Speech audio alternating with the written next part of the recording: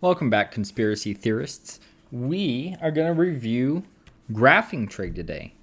And I know that you guys don't really like graphing, but it's just part of life. It's like getting hair in your armpits, smelling a little funny when you sweat, doing math, paying taxes, forgetting your sibling's birthday and then having them get you a birthday present on your birthday and feeling really bad about it. You know, it's all part of life. You got to deal with it. So we are going to review graphing trig functions today. We're going to talk about, we're going to do 3 examples, but we'll mention all 6 of them, right? We'll talk about sine and cosine, obviously. We'll throw a tangent in there. I think this is one of the examples.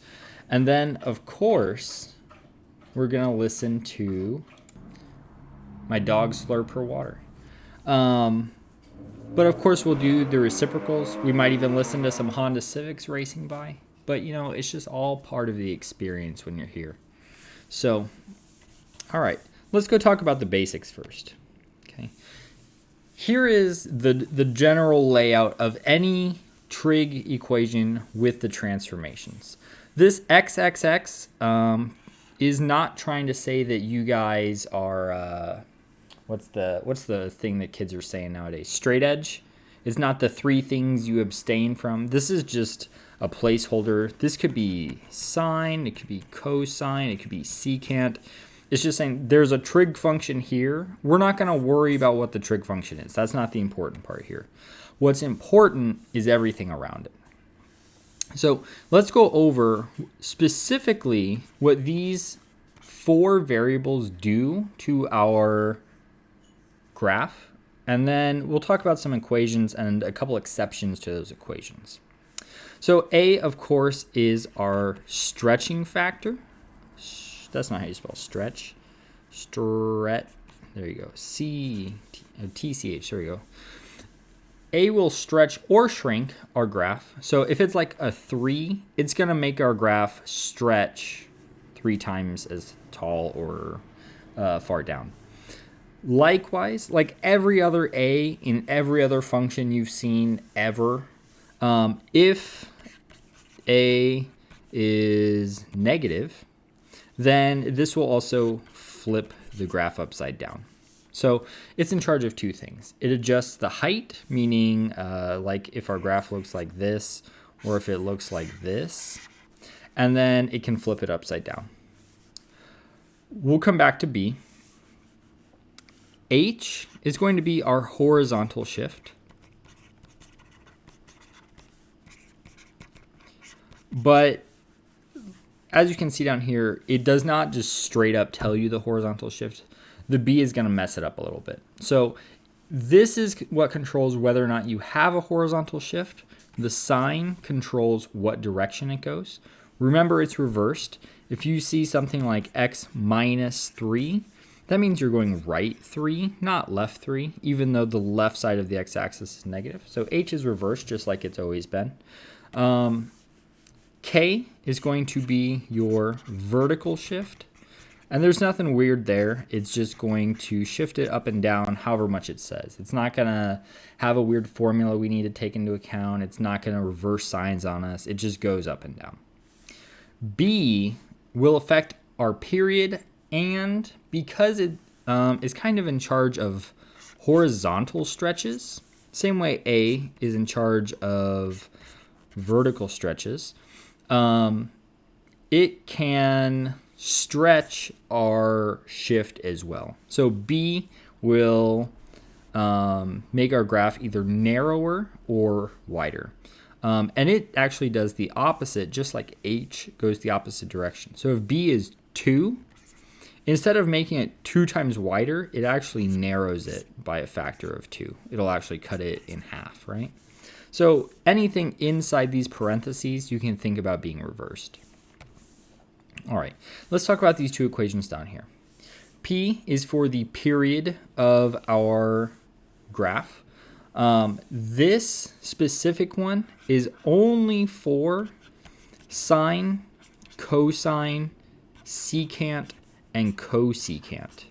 This formula does not apply to tangent or cotangent. The reason for that is because these 4 trig operations, their kind of parent function period is 2 pi. Tangent and cotangent, on the other hand, have a period, a parent function period of just pi. They repeat twice as often as these 4. So the formula for the period of a tangent or cotangent function is just pi over b. We get rid of the 2 in the numerator. So this one for tangent and cotangent, this one for the other 4.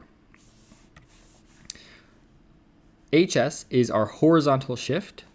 This is equal to h divided by b. Some people will write this formula as, if it's a sine, whatever, as bx minus h, where the h is in another set of parentheses with the x. In that case, your horizontal shift is just straight up h. But because the way I generally give it to you, the b is not factored out of the x and the h. To get your true horizontal shift, you have to take this number, remember, change the sign from what it is in the formula, and divide it by b. If you don't see a b, you just have x minus h, then b is that invisible 1, and then anything divided by 1 is just itself, so then you don't need to worry about it.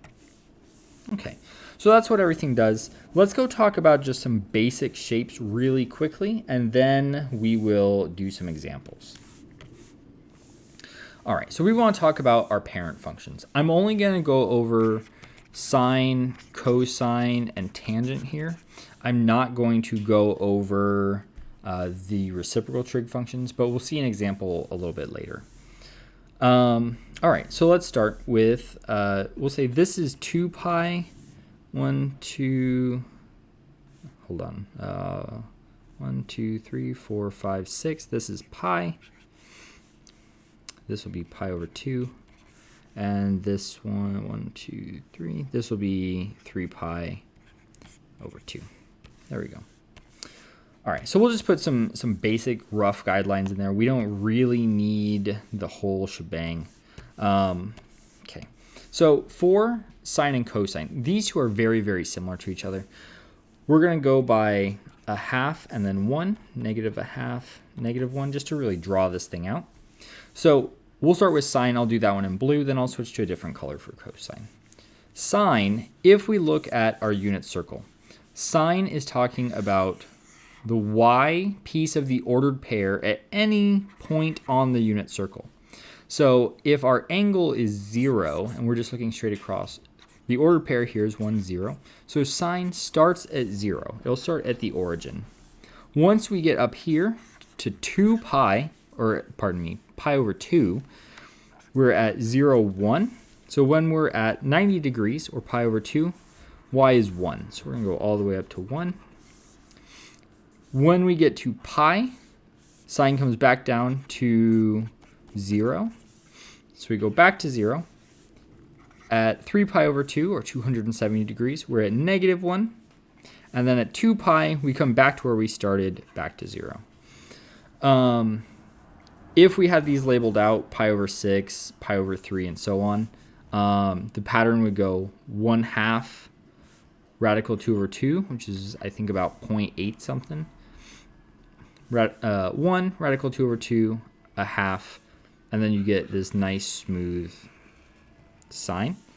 And then it repeats the same pattern, except in the negative direction, going this way. And you get the negative. All right. Word on the street is people are getting copyright strikes, so hopefully my editor will take out that ice cream truck, but, you know, probably not. He'll probably leave it in for the flavor. So let's talk about cosine now. Cosine, if we look at the x part of these ordered pairs, cosine starts at 1. So instead of starting at the midline, it's going to start up here at a maximum. At pi over 2, it goes to 0. At pi, it's at negative 1. At 3 pi over 2, back to 0. and then at 2 pi, it returns to the maximum. So our cosine graph looks very similar to our sine graph. It's just shifted pi over 2 out of phase with it. Meaning if we took our cosine graph and shifted it to the right pi over 2, then it would line up exactly with our sine graph. Look how tight that is. So they look very similar. They're made of the same ordered pairs, just shifted out of phase a little bit. So this green one is the parent function for our cosine graph. Starts at a maximum, goes to a minimum, returns to the maximum with the midline still being right at 0. For sine, it starts on the midline, goes to a maximum, back to the midline, minimum, back to the midline. If we look at tangent gets a little bit messy, but it'll be okay. So tangent of 0, remember tangent is y over x. So y over x, it'd be 0 over 1. That's 0. So right here, tangent is going to start at 0. At pi over 2, if we look at that set of ordered pairs and we do 1 over 0, you're not allowed to divide by 0 and we get undefined. Those make vertical asymptotes. So we might want to take, for example, the 45-degree angle here. Right there, we're at radical 2 over 2, radical 2 over 2. So because the x and y are equal, here tangent will be at 1. So halfway between this point where tangent's on the midline or at 0 and the vertical asymptote, our tangent will reach 1. And our tangent is going to curve up like that. Once we pass this undefined point, if we go look at this other 45 degree or 135 degrees, where we go past 90 by 45, we are at negative radical 2 over 2, radical 2 over 2. It's still the same value, except this one is negative, so something divided by its negative self will be negative 1. So once you cross this, you're going to be at negative 1. Once we get to 180 degrees or pi, then we're doing 0 divided by negative 1. 0 divided by anything is still 0. So we go back to 0. And then we will have another vertical asymptote at 3 pi over 2. And then halfway between the 0 and the 3 pi over 2, we get another 1 because it's negative radical 2 over negative radical 2. So tangent will look very similar. Ooh, that's actually kind of ugly. Let me try that one more time.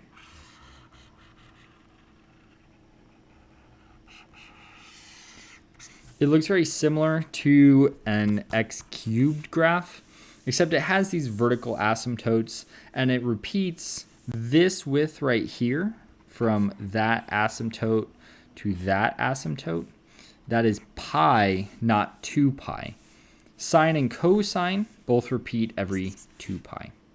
So there's our 3 parent functions. We've got the sine parent function, we've got the cosine parent function, and then tangent. Technically, tangent is just this upper arm, and then the period ends right there at pi, but of course it keeps going. It repeats. So, all right, let's look at an example. So when we are doing these problems, the first thing we typically want to do is we want to find all of our transformations and then kind of put an outline for our graph on the axes, and then we'll sketch our graph into that outline. It's kind of like when you're drawing, right? You just don't go straight into like eyes and then like a mouth and then a big old nose, you know, like, because then it's all out of proportion and junk and it looks kind of ugly.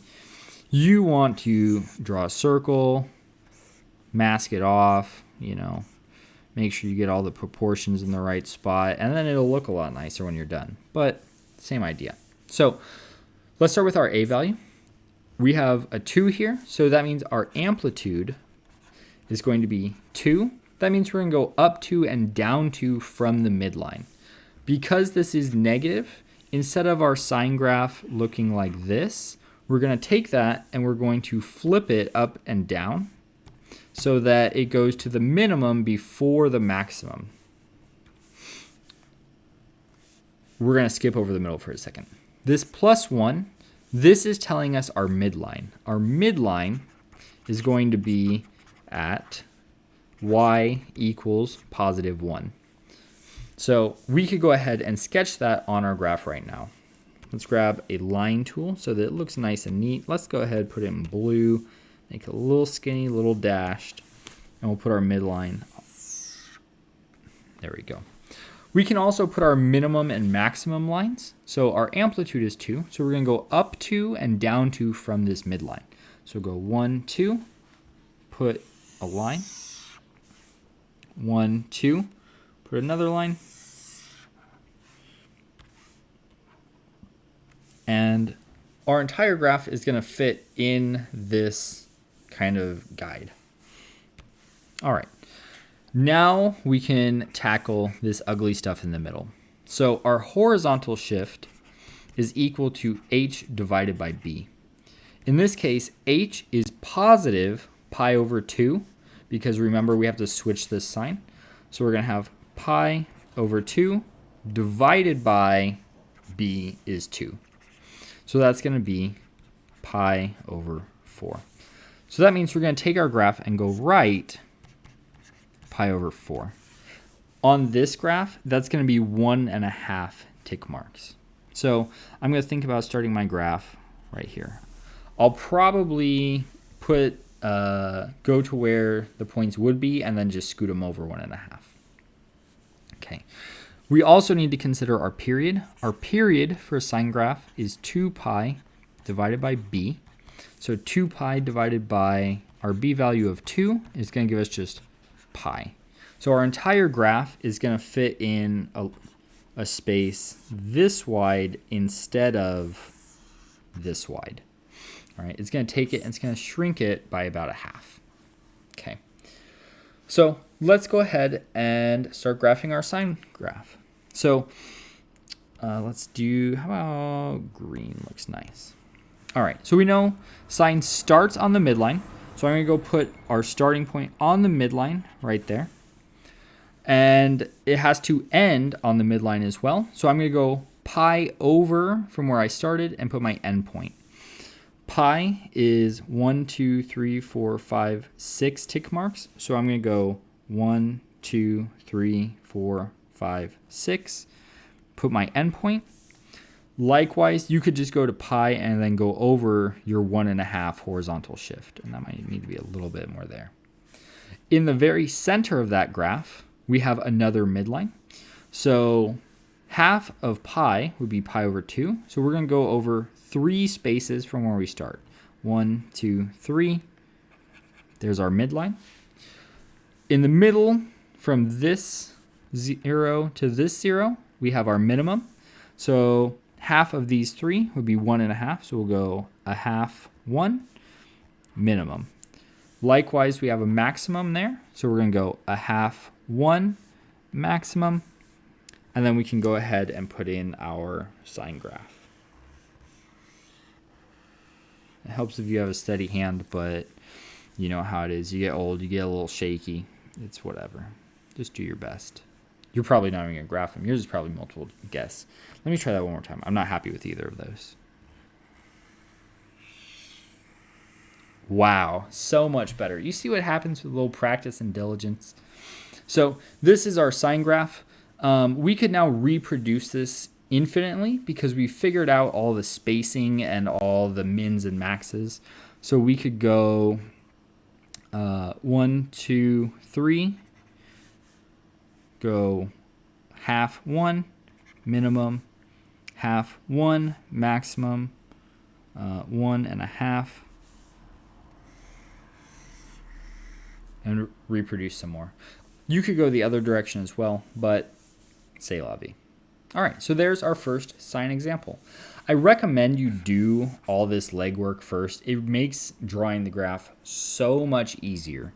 If you ask any professional artist, except people like Kim Jong-gi or someone, any regular human professional artist, they don't just dive into eyeballs, ugly lips. Ooh, those are some good looking lips, actually. Hold up. Big old schnoz, right? No, this is wrong. You have to do the constructions. You have to put the lines in there, the guides, make sure it looks right. Put some, some panache on that thing. Make it look nice, Dang, now I'm getting into it. Hang on.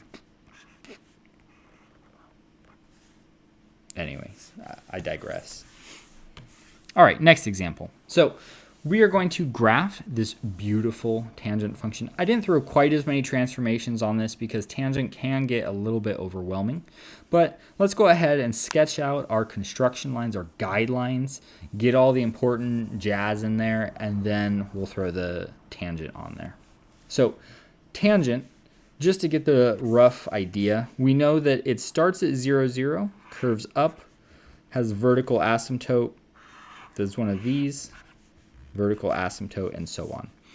We know that this width here is going to be pi, and it looks like our b is 1, so that's not going to change for us. We are going to have a horizontal shift, and because b is 1, it's pi over 6 divided by 1, so our horizontal shift in this case is just going to be pi over 6. We also have this plus 2, so it's going to take the whole graph and shift it up to 2, and that's where our new midline is going to be. So let's start by putting in our midline at 2,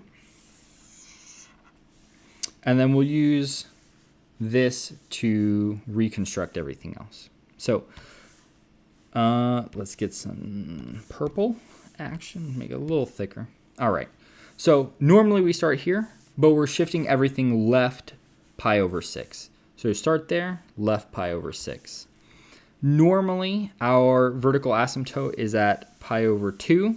However, we are shifting left pi over 6. So let's put our vertical asymptote left 1 tick mark. Pi is 1, 2, 3, 4, 5, 6. So we can go ahead and put these vertical lines every 6 marks. 1, 2, 3, 4, 5, 6. Vertical line, and I'll scoot these back so that they fit nice. 1, 2, 3, 4, 5, 6. There would be another one. Ooh, not quite that far out. Maybe more like let's see, 1, 2, 3. Maybe right about there. Scoot that in, and then we could do one more over here. It goes. Whoops, pardon.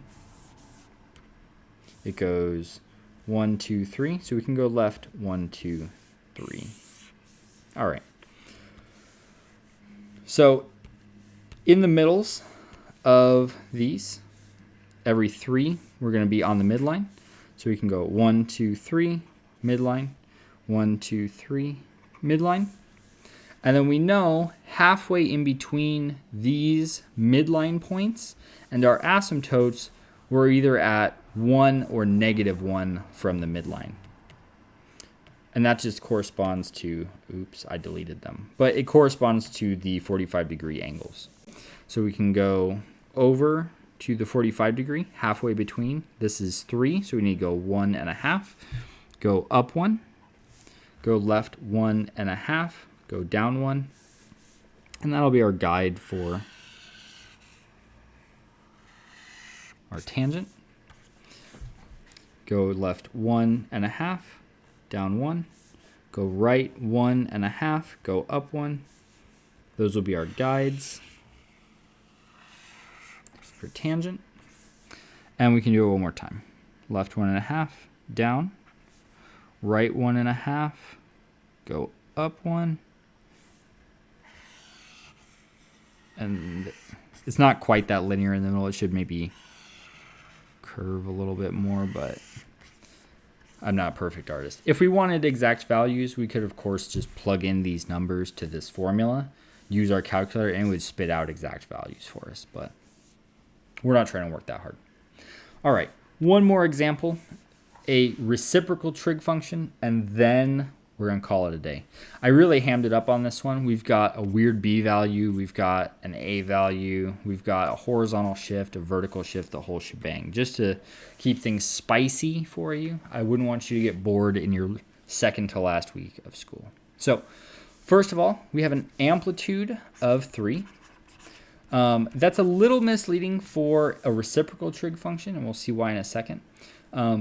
Let's also just go ahead and make a quick note that secant is the reciprocal of cosine. So we're going to be basing things off our cosine graph. Let's find our horizontal shift. It's going to be equal to 2 pi, not 2 pi, sorry. Okay, that's fine. Our horizontal shift is equal to h, which is pi over 2 divided by b. And when you're dividing a fraction by a whole number, you just multiply this number and the bottom. So it's going to be pi over 6. So we're shifting to the right 1 tick mark. Our midline is going to be at -1. So y equals -1 is our midline.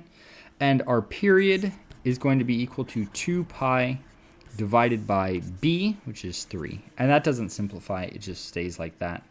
So our period is going to be every 1, 2, 3, 4 tick marks. The entire graph will fit. All right, so let's go ahead and graph the cosine that has these properties, and then we'll see how to use that to get our secant graph. So we're going to start by putting in the midline at y equals -1. We have an amplitude of 3, so we need to go up 3 from this midline, 1, 2, 3. And we need to go down 3 from the midline, 1, 2, 3. So our entire cosine graph will fit in here. We're going to see that our secant actually stays outside these minimum and maximum lines. All right, so let's go ahead and graph the cosine.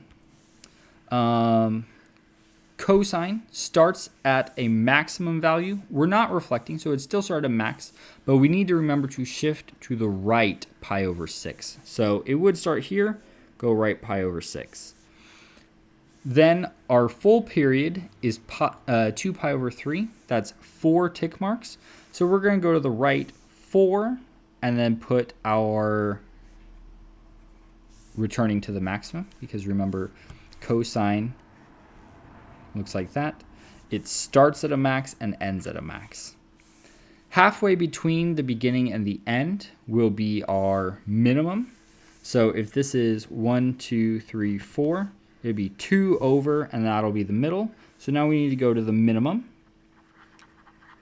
Then halfway in between the minimum and the maximum, we have these midline points right there. So if this is 2 wide, half of that would be 1. So we're going to go 1 and 1. And here's our cosine graph. Let's go ahead and just repeat that. It looks like we go over 1, next point, over 1, next point, over 1, next point. So just every one we flip between a max, midline, minimum.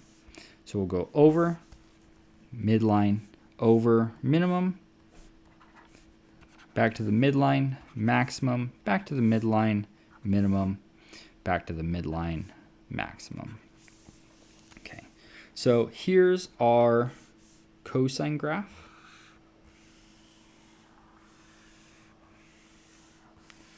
And it doesn't need to be perfect. If we want it perfect, we would use a calculator or some kind of computer to make it perfect, but you know, good enough. This isn't even actually our graph, right? We are looking for the secant graph. So now that we have our cosine graph, we use this to create the secant graph. Anywhere that our cosine graph touches the midline, that corresponds to cosine equaling 1.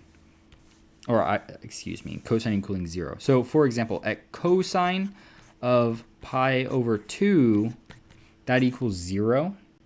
So if we take the reciprocal of that, that means secant of pi over 2 is undefined because 1 over 0 is undefined, right? So anywhere our cosine graph touches this midline, we're going to have a vertical asymptote. So let's go ahead and put those in. Here it touches the midline, vertical asymptote. Here it touches the midline, vertical asymptote, vertical asymptote, vertical asymptote,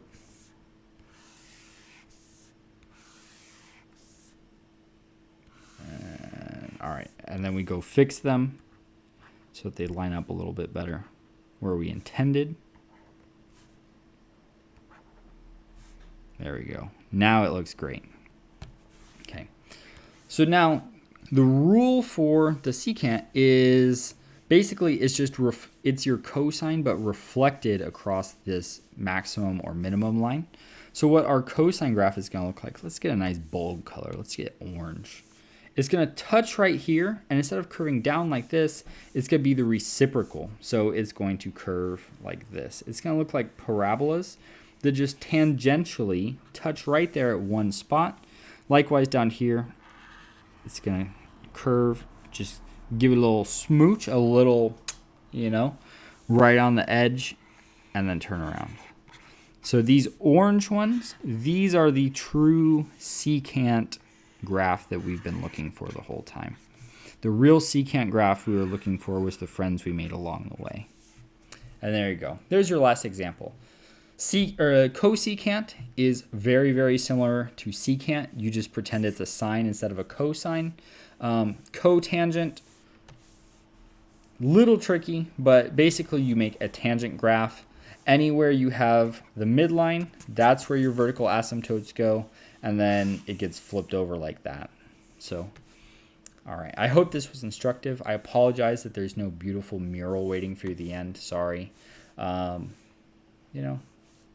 take an art class, kids. Draw your own murals. Don't let your memes be dreams. Be the light you want to see in your own life. Tell your mom you love her, and I'll see you guys next time.